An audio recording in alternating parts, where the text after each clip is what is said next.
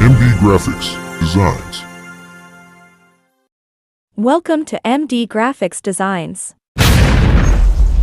In this video, I will be showing you how to design.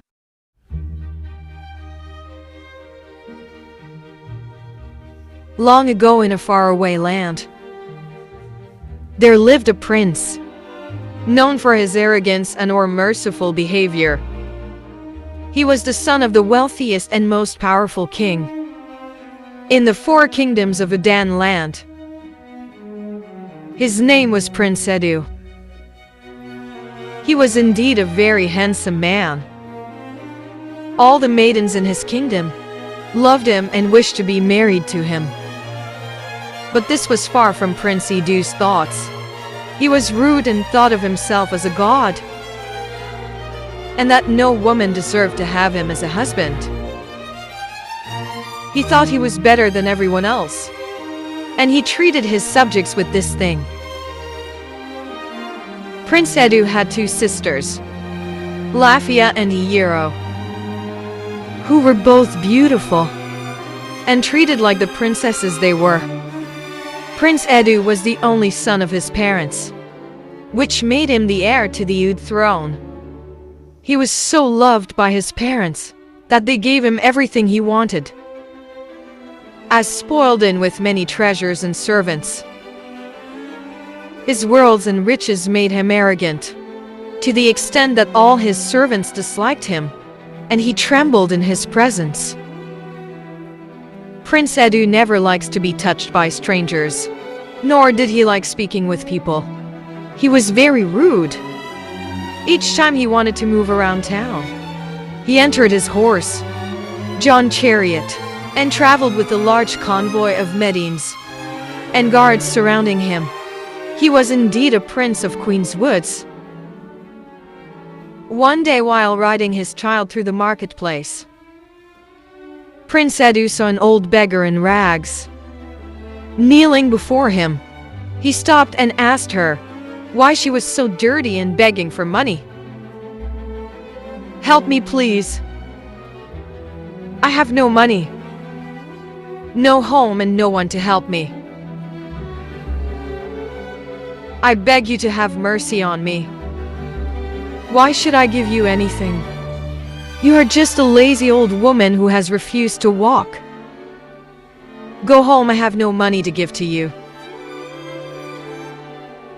The beggar looked up at Prince Edu with sad eyes and said to him, "I am not lazy. I am old and sick, and I have no one to care for me either." Laughed and replied to her, "You're just a loser. You deserve to be in the goddess." Edo turned and walked away, leaving the beggar to send for herself.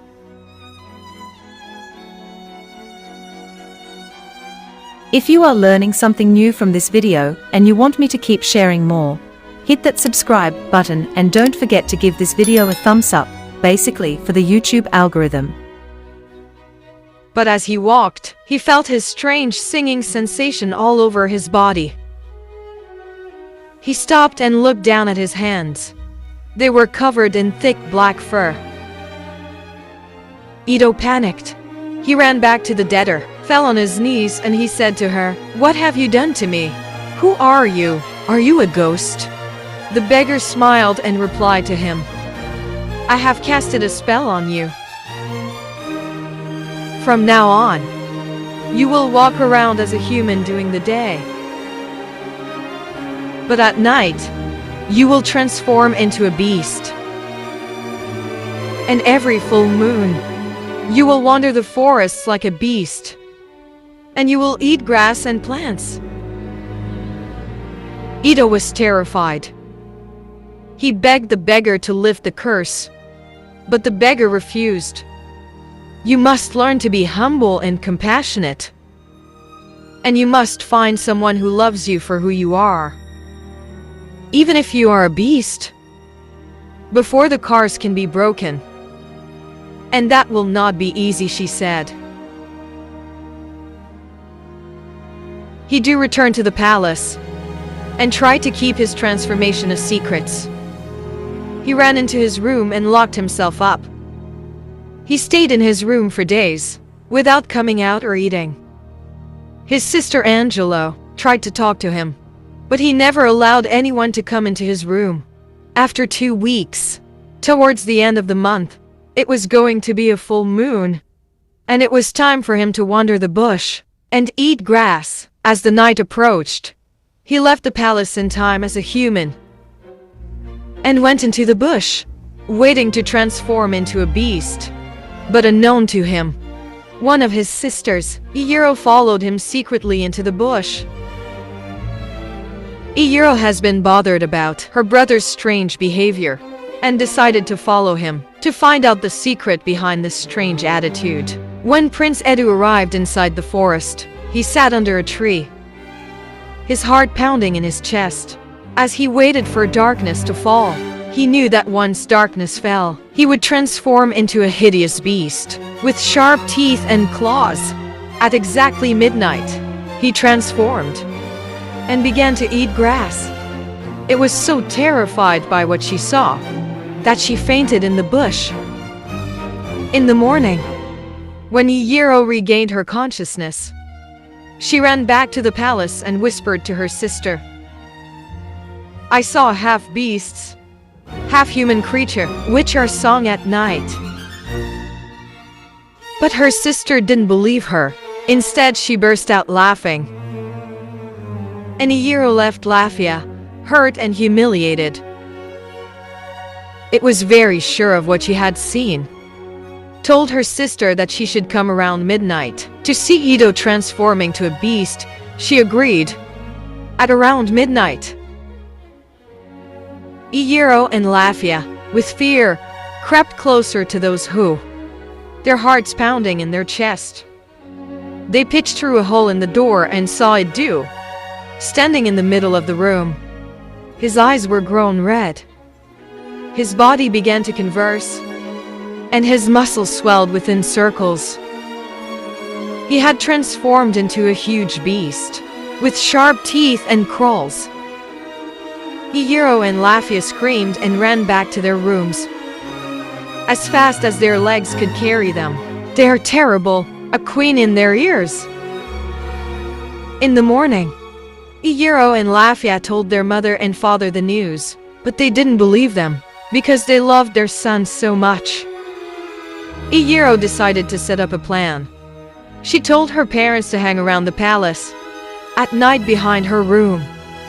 When Edu was about to leave, they should capture him and lock him in a cage. They could see if he would transform.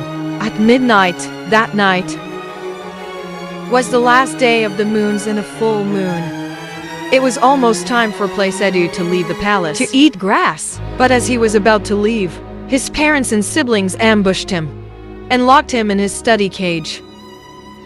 He struggled to leave, but it was no use. They gathered around the kings to have feasts, to be stead in fear and anticipation. Once it was midnight, Ito's body began to converse and his muscles swelled. And within seconds, he had transformed into a huge beast, with sharp teeth and claws. The king and queen were horrified. The mother could not stop weeping, because her son had turned into a beast. They decided to seek help. They invited different physicians, magicians, and even the chief priest to save their son from the evil curse.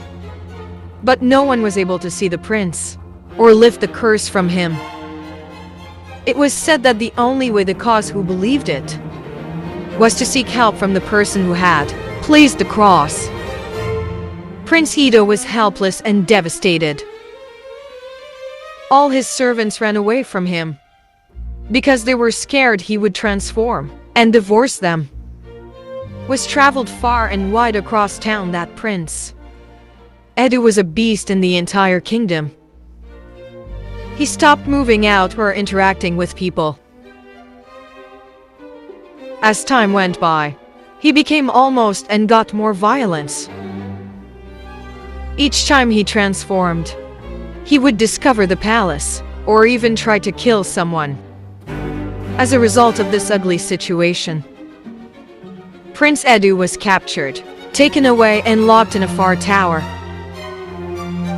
far away from the palace into the forest, where he would not be able to kill or eat anyone. When he transformed, he was left alone inside the tower, with no one to talk to. He was banished from Moodland. After a few weeks in the tower, the fool came, and it was time for the prince to eat grass. That night he tried to come down from the tower, but it was too high. Looked down and saw how high it was, so he decided to stay back. Later that evening, he finally transformed into a beast. He couldn't resist the urge to eat grass any longer, so he jumped from the tower to the ground.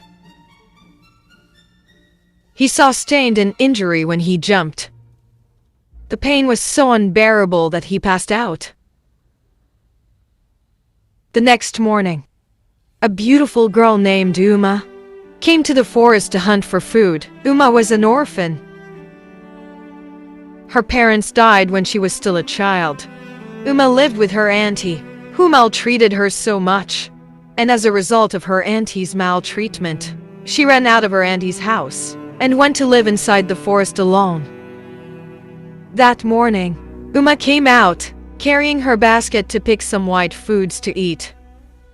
As breakfast, she was hunting for her white fruits. When she came close to the high tower, she saw Prince Edu lying down on the ground unconscious. She took pity on him, carried him as much as her little strength could let her, and brought him into her small hopes inside the forest, and began to treat his injury. When Prince Edu regained consciousness, he thanked Uma for saving his life. He asked her for food, and she gave him some. After eating, he told her that he had to leave. He didn't want to turn into a beast before Uma's eyes, but Uma refused to let him go. She told him that it was getting dark, and that the forest was dangerous. They had many wild animals in the forest, and that he would be safer staying with her for the night. Prince Edu is addicted. He didn't want anyone to see him transform into a beast. But he was so tired and he wanted to stay with Uma. After so much persuasion from Uma, he finally agreed and stayed back that night. Around midnight, he turned into a beast as usual. He thought Umar would be scared of him. He tried to run out of the halls, but Uma told him that she wasn't afraid of him. She treated him kindly, with respect. The next morning, Prince Edu woke up and was surprised to find that he had transformed back into a human.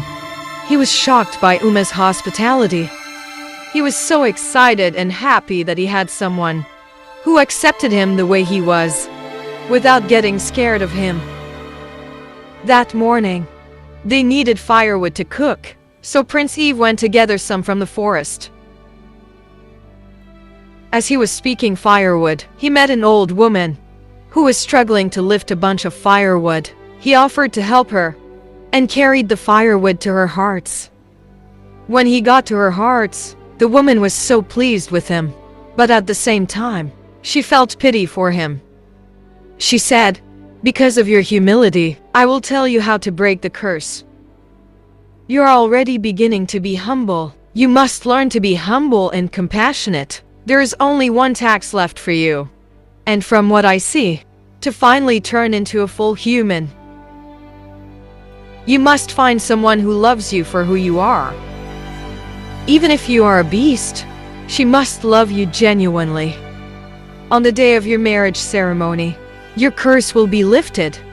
Prince Edu was happy, and a bit confused at the same time. He kept wondering where he was going to find a lover. Who could even want to marry a monster like him? He was so deep in thought that he didn't notice the time passing by. After some time, he decided not to think much about it. He carried his firewood a lot. Days and weeks passed. Prince Edu and Uma became fond of each other. They became closer and closer each day. Edu knew he had to tell Uma about the curse. He didn't want to deceive her. He wanted to let her know what led to him turning into a beast at night. But he was afraid that she would reject him if she knew the truth. Finally, he summoned courage and told Uma about the curse. Uma sings patiently, and when it finished, she smiled. I don't care that you turn into a beast at night. I love you for who you are. Prince Edu was overjoyed.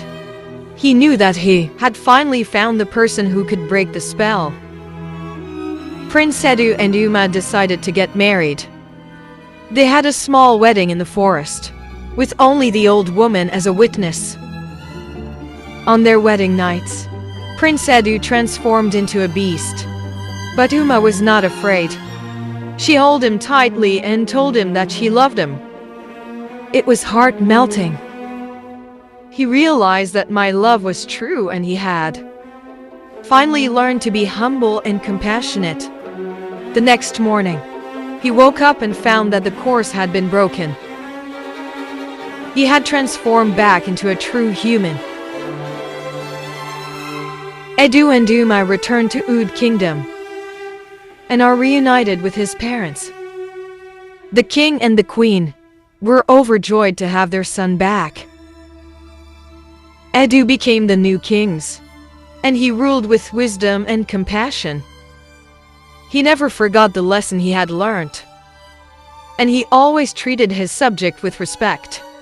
He became a very kind and good ruler. The moral lesson of this story is humility. Humility is the virtue of being modest and respectful, regardless of one's social status or background. Community also teaches us to be compassionless to others, even those who are different from us. In this new month of November, be kind and humble to everyone, no matter your status. That is the moral lesson of this story. Happy new month, and thanks for watching till the very end. Please subscribe and give this video a thumbs up.